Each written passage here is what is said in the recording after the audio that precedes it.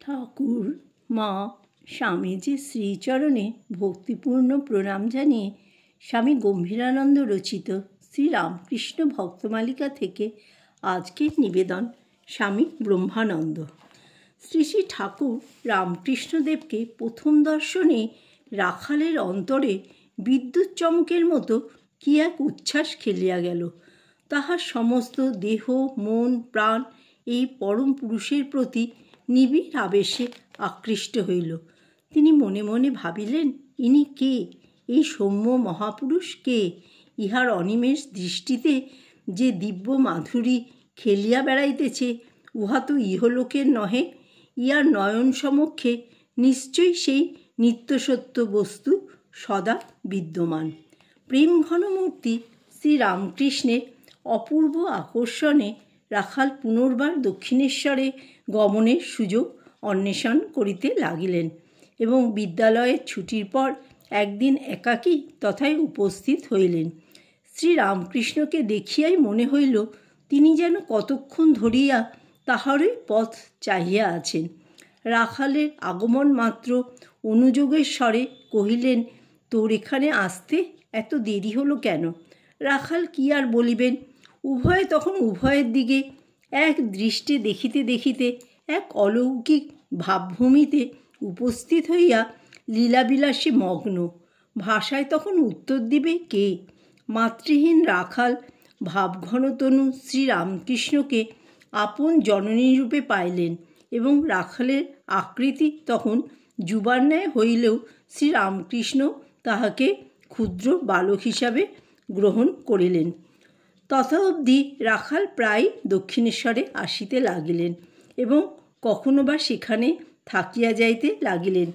এই কালের পূর্ব লীলা সম্বন্ধে ঠাকুর বলিয়াছিলেন, তখন রাখালের এমন ভাব ছিল ঠিক যেন 3-4 বছরের ছেলে।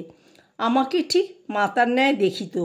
থাকিত সহসা দৌড়াইয়া আসিয়া ক্রোড়ে বসিয়া পড়িত। বাড়ি তো দূরের কথা, এখান হইতে কোথাও এক পাও নড়িতে চাহিত না। আমাকে পাইলে আত্মহারা হইয়া রাখালের ভিতর যে কিরূপ বালকভাবের আবেশ হইত তাহা বলিয়া বুঝাইবার নহে। তখন যেই তাহাকে ওইরূপ দেখিত সেই অবাক হইয়া যাইত। আমিও ভাবাবিষ্ট হইয়া তাহাকে ক্ষীর ননি খাওয়াইতাম, খেলা দিতাম, কত সময় কাঁধেও উঠাইয়াছি, তাহাতে তাহার বিন্দুমাত্র সংকোচের ভাব আসিত না। রাখাল সম্বন্ধে ঠাকুর একদিন বলিয়াছিলেন, রাখালের সাকারের ঘর, নরেনের নিরাকারের। রাখাল প্রথম যখন দক্ষিণেশ্বরে আসেন তখন নরেন্দ্রনাথের সহিত ব্রাহ্ম সমাজে যাতায়াত করিতেন এবং তাহারই প্রেরণায় সমাজের প্রতিজ্ঞাপত্রে স্বাক্ষর করিয়াছিলেন। সেই অনুসারে মূর্তি পূজা বা দেবদেবী প্রভৃতিকে প্রণাম করা তাহার পক্ষে গর্হিত ছিল। অথচ শ্রীরামকৃষ্ণের সংস্পর্শে আসিয়া তিনি ওইসব করিতে শিখিলেন এবং উহাই তাহার স্বভাব অনুরূপ হওয়ায় উহাতে আনন্দই পাইতেন। রাখালের আগমনের কয়েক মাস পরেই নরেন্দ্র দক্ষিণেশ্বরে আসেন এবং অল্প দিনের মধ্যেই রাখালের পরিবর্তন লক্ষ্য করিয়া ঠাকুরের অসাক্ষাতে তাহাকে কপটাচারী বলিয়া রূঢ় ভাষায় ভর্ৎসনা করেন।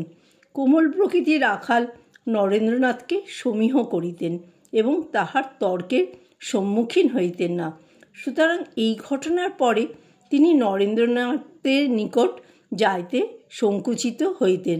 ঠাকুর ইহা লক্ষ্য করিলেন এবং অনুসন্ধানে কারণও জানিতে পারিলেন।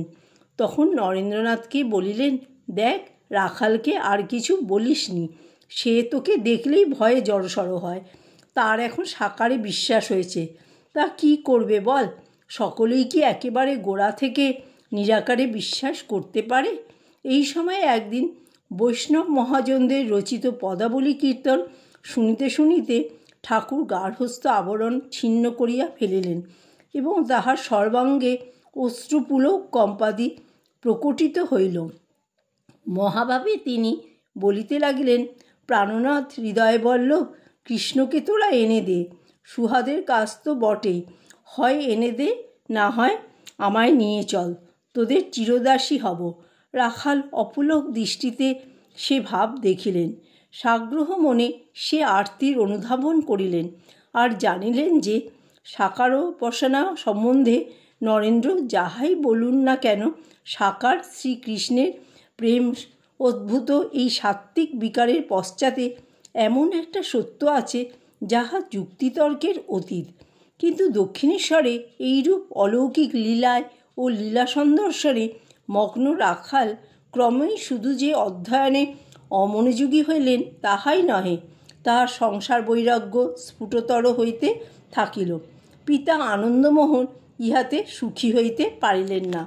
তিনি বিষয়ী লোক, পুত্রকেও সম্পত্তি পরিচালনে সক্ষম দেখিতে চাহেন। বালক কি অবশেষে সাধুর সঙ্গে মিশিয়া সাধু হইয়া যাইবে? প্রতিকারের সর্বপ্রকার প্রচেষ্টা বিফল হইলে অবশেষে একদিন দক্ষিণেশ্বর হইতে প্রত্যাগত পুত্রকে গৃহে অবরুদ্ধ করিলেন। বাধা পাইয়া রাখালের মন শ্রীরামকৃষ্ণের প্রতি অধিকতর আকৃষ্ট হইল মাত্র, এবং তিনি তাহার সহিত মিলিত হইবার সুযোগের অন্বেষণে রহিলেন।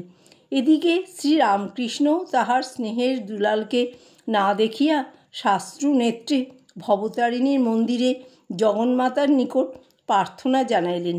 মা, রাখালকে না দেখে আমার বুক ফেটে যাচ্ছে। মা, আমার রাখালকে এনে দাও। জগন্মাতা সে আরতিতে বিচলিত হইলেন।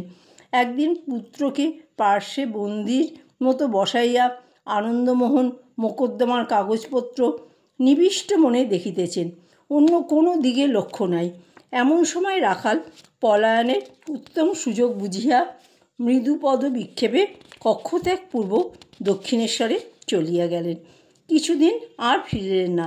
এদিকে পিতাও তখন বৈষয়িক ব্যাপারে এতই ব্যস্ত যে দক্ষিণেশ্বরে যাইবার অবকাশ ঘটিল না। মোকদ্দমাটি বড়ই জটিল ও উহাতে জয়লাভের আশা ছিল না, কিন্তু অপ্রত্যাশিতভাবে আনন্দমোহনেরই জয় হইল। অতএব তদনন্তর অবসর পাইয়া যেদিন তিনি পুত্রের অন্বেষণে দক্ষিণেশ্বরে চলিলেন, সেদিন মন আর পূর্বের ন্যায় গুরুভারে পীড়িত নহে, উহা অনেকটা উদ্বেগশূন্য ও প্রশান্ত।